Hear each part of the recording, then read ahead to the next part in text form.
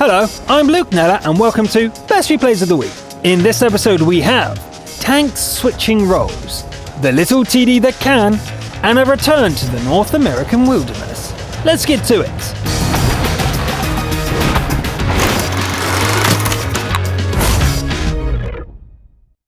Okay, before you say anything, I promise you can still get on the show by scouting with an actual light tank. Now, with that out of the way, here's our Scout of the Week, the heavily armed T-34-3 driven by Herbert of the EU region Herberts. The battle starts and Herbert heads straight to the middle ridge of fiery Salient. The first couple of shots give a taste of what's to come. This medium tank has an alpha strike that puts many Tier 8 heavies to shame, as well as a remarkably tough turret. Herbert stays on the ridge, bouncing shots and dishing out damage.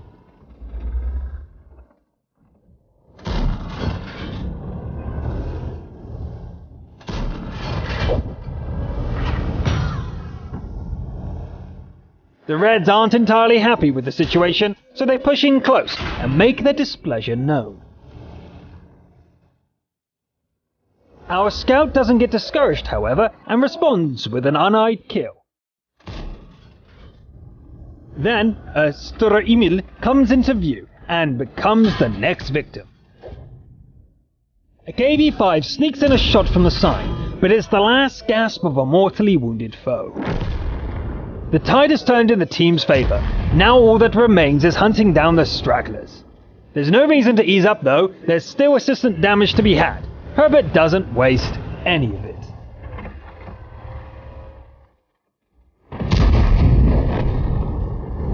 By the numbers, this was a carry and a half. 4.3 thousand damage dealt, nearly 3,000 blocks, and an impressive 7.3 thousand assisted. It would be quite a trick to match that with a light tank.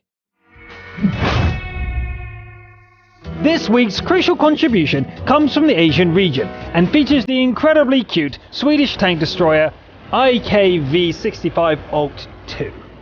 Just look at this thing! Where was I? Oh yes. Our champion is T.E. Bohan, and the little TD defends Erlenberg against an assault from the bottom tier. The Landsverk TD covers the ground quickly, reaching the western flank well ahead of the pack. And speaking of the opposition, they're out in force. The drawback of the cute and nippy TD becomes apparent when it starts taking fire. It's got the armor thickness of a snowblower. Bohan engages an M41 Bulldog, which becomes the first kill of the match. Artillery does its worst, but doesn't manage to end the little machine. The second kill is a Cromwell, quickly followed by an IS.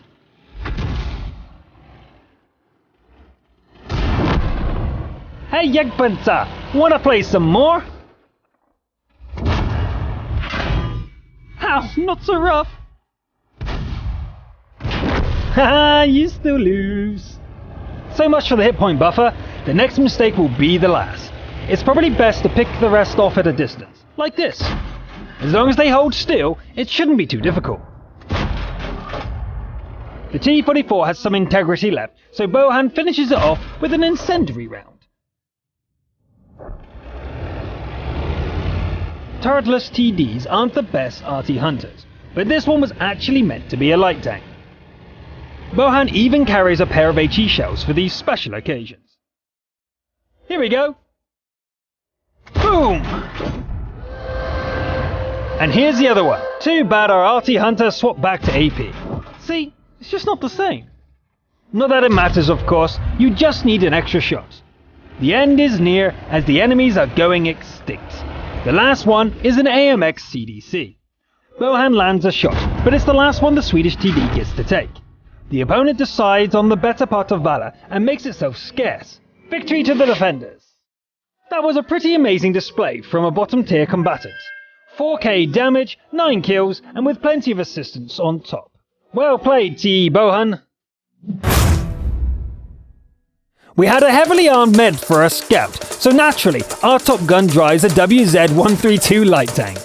The player is Absurd Pomsty from the EU region, in a tier 10 game, a Dreadship. Early on, Pomsty doesn't actually do anything too absurd. The WZ parks behind a shrubbery, spotting a handful of foes and racking in some spotting damage. Guys, are you sure this is the Top Gun game? Did they get switched around or... Oh, okay, something's happening. That's a kill. Maybe it's starting now. Yes, we're on the move. Now that I look at it, the 4 APCR loadout suggests something other than passive scouting.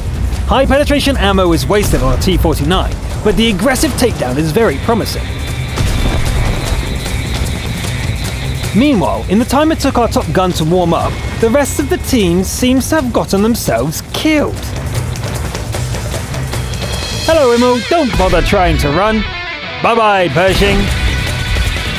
Pomsey engages a T-34, aborting the attack when the Heavy gets ready to return fire. Another friendly falls, but the T-34 gets finished off. That makes Top Gun. Whether the SPG can help with the rest remains to be seen. Is this guy attempting a capture? I guess we'll never know. That's a nice big silhouette. Taking a hit from the 150mm cannon is not an option, so Pomsey is very careful with the E100. The ISU is dangerous as well, but its slow pivot rate renders it helpless. Both SPGs fire, turning themselves from a deadly threat to harmless fish in a barrel.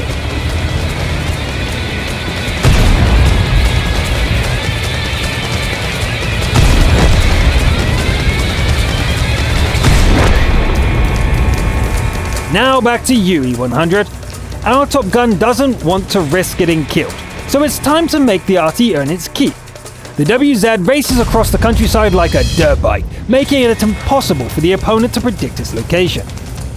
The tactic pays off. The Lorraine would be ready to fire, but its help is not needed. Nice, 11 kills is an impressive feat with a light tank. However, I'm sure some of you will laugh when you see the bill for the APCR ammo. Now it's time for some tag team action with Mike Take, TR Slaughter TR, and Glamdring Turkey from the EU region. The map is Kharkov. Each one finds their own way north, and the platoon mates open the tally by ganking an M41 Black Dog. Mike trades shots with a bat, and the trio press onwards.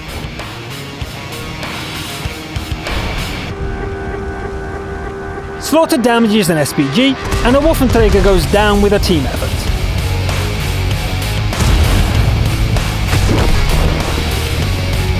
Mike pushes ahead, attacking a Jagdpanzer E100, while Glamdring and Slaughter bring down an E100 on a parallel street. Mike finishes off a second E100, and the non-autoloaders dismantle a TD version of the giant Heavy together. The red team seems to have an endless supply of E100s, but apparently they are easy to kill.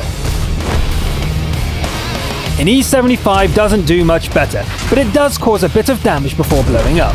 Unlike the other machines, Glamdring's TVP has practically no armor. It's been losing hit points all game, and this is where they run out. The remaining platoon mates battle on, as Mike destroys a rival TVP and Slaughter avenges their fallen comrade. The opponents are down to 4, which Mike soon brings down to 3.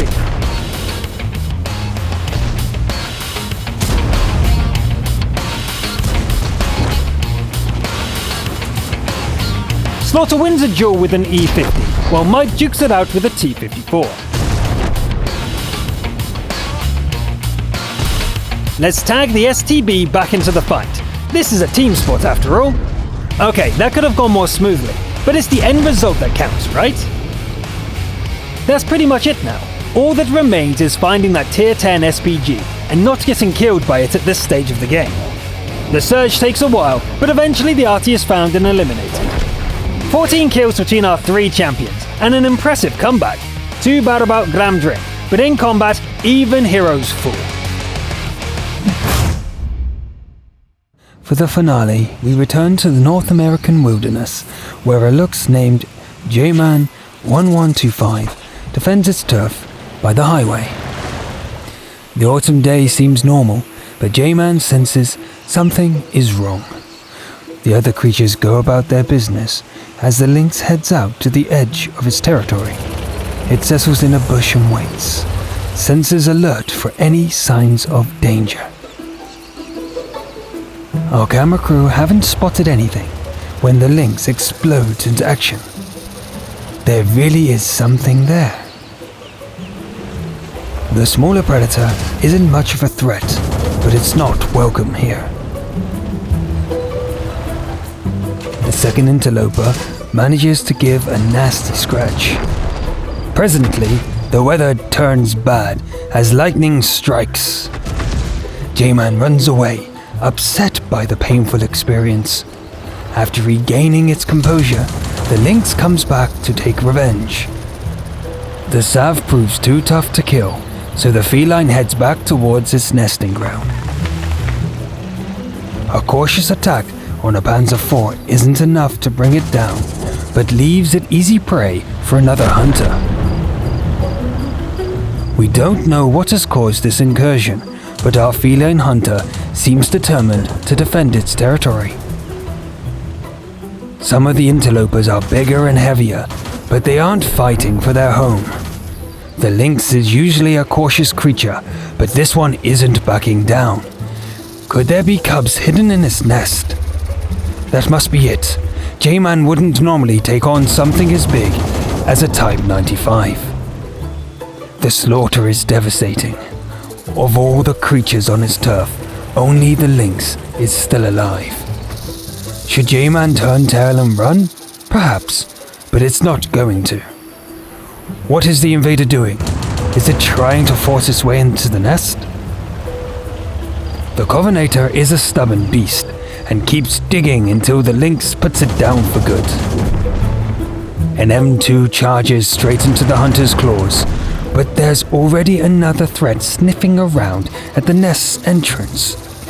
It's a Largo, but the Sav needs to be dealt with before it can be driven away. The Largo must be close to finding the cubs as yet another beast forces J-Man to defend itself. There's no time to rest as the exhausted lynx charges in to defend its offspring. The desperate attack works, wounding the opponent just enough to distract it.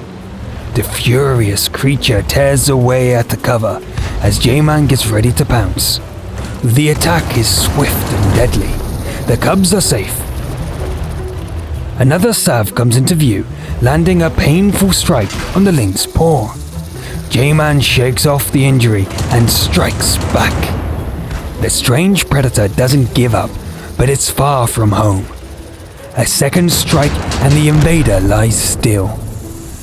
The fields seem quiet, but the lynx isn't leaving anything to chance. Lynx prowls through its territory, coming across a wasp. That's what stung it so fiercely before. After the wasp nest is destroyed, our brave lynx can sleep safely once again. Calm has once again returned to the North American wilds. An unusual situation to be sure, but the fierce little lux has clearly established its dominance. That's it for this episode. I promise that's the last nature dramatization we'll do this season. 2 is enough, don't you think? I'm Luke Nella, thanks for watching, and I'll see you next time.